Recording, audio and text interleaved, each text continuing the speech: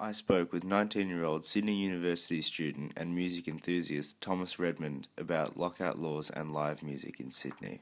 How often do you go out to see bands? I go out to see bands and stuff for a couple of weeks or so. Usually I don't know, local bands my mates play in, that type of stuff. I mean, it's good living here in Sydney for going out to see bands. I then asked Thomas what his thoughts on the lockouts were.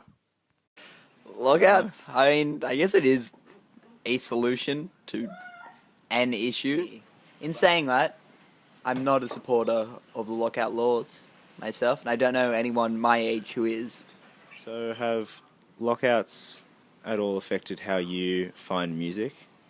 I wouldn't say so, actually. I wouldn't say so at all. Because I wouldn't be going out to a pub at 2 a.m. to watch a band. I wouldn't know, anyway.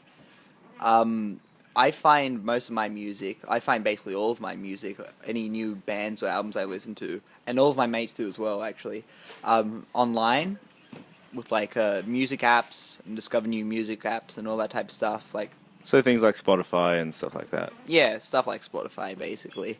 I can see why. I understand, as I'm not a working musician, why lockouts are a big deal. But it just doesn't particularly affect me a whole lot. But you can understand why a dramatic drop in foot traffic and revenue for live music would affect a band's ability to get attention and sort of gain traction in the music industry. Oh, absolutely, I get that. I understand how many young bands have to sort of earn their keep on the scene and play a bunch of dodgy shows and whatnot. But it just doesn't affect me. I also spoke with Kirsten Yu, an 18-year-old university student. Well, I'll try to go out to see bands as often as possible.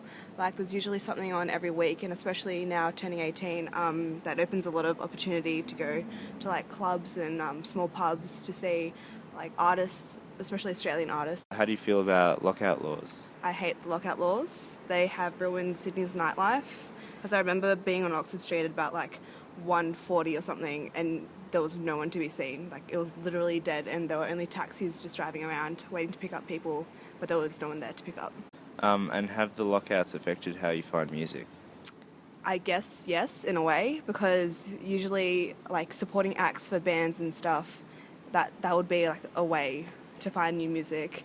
But now that there aren't that many gigs on, I don't find music through that method, but there's Spotify and iTunes and all that, so that's good.